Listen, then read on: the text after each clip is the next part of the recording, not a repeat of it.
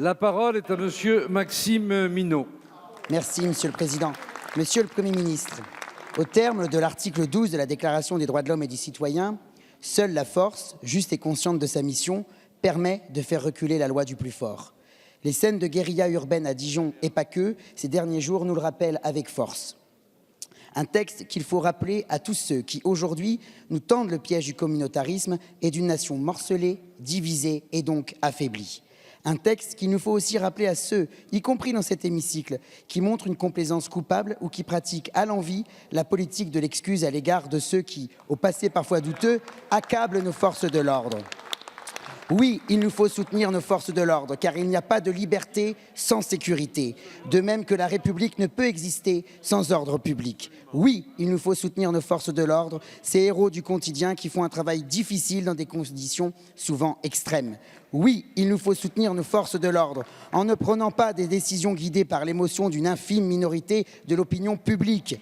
Non, nous ne pouvons pas tous les condamner pour les erreurs inacceptables de quelques-uns.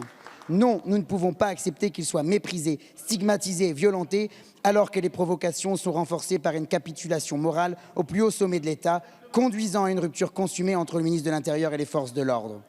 Non, elles ne sont pas l'ennemi, bien au contraire, elles méritent notre respect, notre reconnaissance et surtout notre confiance, alors que la parole présidentielle n'a pas été assez ferme en ce dimanche soir. Comme de nombreux Français, je garde en mémoire, non sans une certaine émotion, les applaudissements au lendemain des attentats terroristes. N'étaient-ils pas destinés à ces mêmes forces de l'ordre, aujourd'hui clouées au pilori médiatique? Monsieur le Premier ministre, il y a des ambiguïtés sémantiques qui sont des lâchetés politiques. N'y succombez pas et affirmez sans réserve votre soutien à celles et ceux qui nous protègent. Merci, Monsieur le député. La parole est à Monsieur Christophe Castaner, ministre de l'Intérieur. Merci, Monsieur le Président, Mesdames, Messieurs les députés, Monsieur le député Minot. Vous avez raison. Nous devons à nos forces de sécurité cet engagement. Et je n'ai jamais cessé de le porter, de l'incarner et de les défendre. Et à vous écouter, je n'accepte pas, je vous l'ai dit, que l'on insinue que j'aurais pu abandonner à un quelconque moment nos forces de l'ordre. Moi qui étais chaque jour, chaque nuit, depuis 20 mois, à leur côté.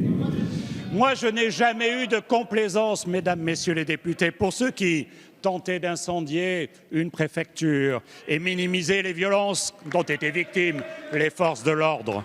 Moi, j'ai été à chaque fois présent à leur côté quand ils ont été blessés, insultés, stigmatisés. Et nous devons, Mesdames, Messieurs les députés, nous retrouver tous ensemble à leur côté, comme nous le faisons chaque jour avec Laurent Nunez. Mais comme nous le faisons quand nous présentons un budget que vous n'avez pas voté, qui permet une augmentation des moyens pour notre sécurité d'1 milliard d'euros. Quand je fais en sorte que sur chaque fiche de paye des gardiens de la paix ou des gradés, ils aient connu en 2019 une augmentation située entre 130 et 140 euros net par mois. C'est cela, Monsieur le député, la reconnaissance de leur action, la reconnaissance de leur engagement. Ce ne sont pas des mots qui vont, qui viennent et qui s'oublient. Parce qu'il est essentiel, Monsieur le député, vous avez raison d'avoir de la mémoire. Parce que beaucoup, dans cet hémicycle et dans le jeu politique, confondent mémoire courte avec bonne conscience. Alors, comme j'ai un tout petit peu de mémoire, Monsieur le député, je me souviens aussi de la réalité de l'engagement politique du groupe politique auquel vous appartenez. Quand ce groupe politique a supprimé 12 500 emplois dans la police et dans la gendarmerie. Quand ce groupe politique n'a pas su faire face au paiement des heures supplémentaires, eh bien, Monsieur le député, l'honneur de la police est de les défendre et nous le faisons par des budgets, par des embauches et par la reconnaissance. Merci, Monsieur le ministre.